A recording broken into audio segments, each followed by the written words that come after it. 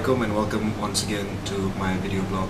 My name is Khairi Jamaluddin and I'm the Barisan National candidate for Rembau. I've been campaigning for the last few days, going around meeting people, meeting voters in the constituency of Rembau. And one of the key issues that has been raised is the issue of prices, and in particular the issue of oil price and prices of essential items. Firstly, we have to acknowledge that not just the prices of goods, for example petrol, essential items, have been going up.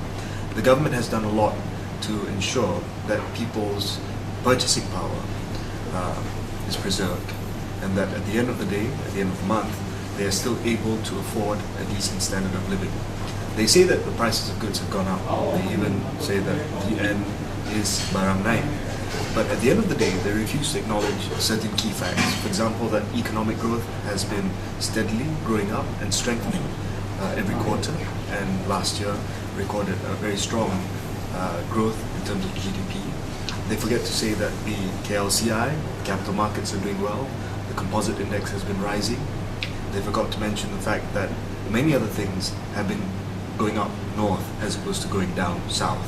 For instance, they forgot to mention about Malaysia's trading volume, which has increased considerably, and of course our reserves, which have increased tremendously. Civil service pay has gone up. They forget to mention the fact that allowance for teachers have gone up. They forget to mention that the cost of living allowance for government servants have gone up. They forget to mention that dividends for tabung haji, for amanah saham, for bank rakyat, and you take all these things together, it actually preserves the average Malaysian's purchasing power. And this is what the government has done. And this is something not adequately reflected in what the opposition has been trying to say. What would happen to the budget deficit if the opposition won the general elections and if they came to power? If they came to power and if they were to implement every single one of their policy proposals, every single one of their electoral promises, the budget deficit that this country would experience would be in excess of 12%. That puts us together with countries that have extremely poor economic management, and it forces our country into an extremely dire financial situation where we might even have to become a country with a big national debt. As far as the price of petrol is concerned, the first thing that we have to mention here and clarify is the fact that the price of petrol is decided by the international market. Today, the price of petrol in the international market, the price of oil, is more than $100 per barrel, and that is a level which is unprecedented. And the fact that we are able to maintain low petrol prices is a testament to the way that the government has been able to manage this country's economy. If you go to the petrol pump, for instance, today, you would only pay 1 ringgit 92 cents per litre when you fill up your car with petrol. And if you compare this to the market price of over 3 ringgit per litre, there's a saving of more than 1 ringgit. Now, who's giving you this saving? Not PAS, not Keadilan, not EAP, but it's the Barisan National Government, which doles out subsidies to the tune of almost 44 billion ringgit every year in terms of petrol subsidy, gas subsidy, electricity, water, diesel, fertilizer subsidy, tuition vouchers, all added together comes up to about 44 billion ringgit every year. That's a huge sum of money.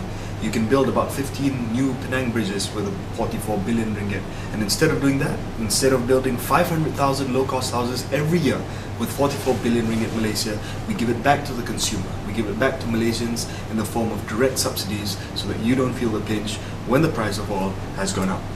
Now, for my personal favorite, this is a flyer that one of my guys picked up in Rembau. It's a flyer from Parti Keadilan, turunkan harga minyak, saya tahu dan mampu lakukan. When he was Minister of Finance, price of oil was $20. When he left, when he was sacked, it was $14. I think even a child can make sure that the price of petrol was at this very, very low rate for the duration of time that he was Minister of Finance. Today, the price of oil is in excess of $100, and still the government is able to keep the price of oil low, that we are the second cheapest country in Southeast Asia in terms of petrol. In terms of diesel, we are one of the cheapest as well in Southeast Asia. Only Brunei is cheaper than us in terms of the price of petrol. Now, ladies and gentlemen, I just want to expose this liar for who he is. don't believe in this. When he says that he was able to keep the price of oil low, when he was Deputy Prime Minister, when he was Minister of Finance, it was because the global price of oil was already very low. Today, the global price of oil is extremely high, and yet we are still able to keep it at a manageable level for everybody. It doesn't matter if you're rich, it doesn't matter if you're poor. If you go to the petrol station to fill your tank, it's still 1 ringgit 92 cents a litre, which is the second cheapest in Southeast Asia. Excluding Brunei, it is the cheapest. Cheaper than Indonesia, cheaper than Thailand, and definitely cheaper than Singapore. What we want is a responsible government. Barisan Nasional, we know how we're going to pay for it. We know how we're going to pay for it without bankrupting this country.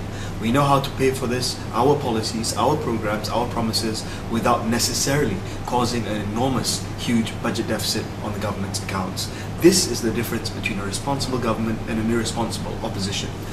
What we want is a government that has been able to preserve your standard of living, even though the price of petrol is high, even though the price of oil is high, even though the United States is facing an extremely challenging year ahead because of the subprime crisis. But this is the Barisan Nasional government.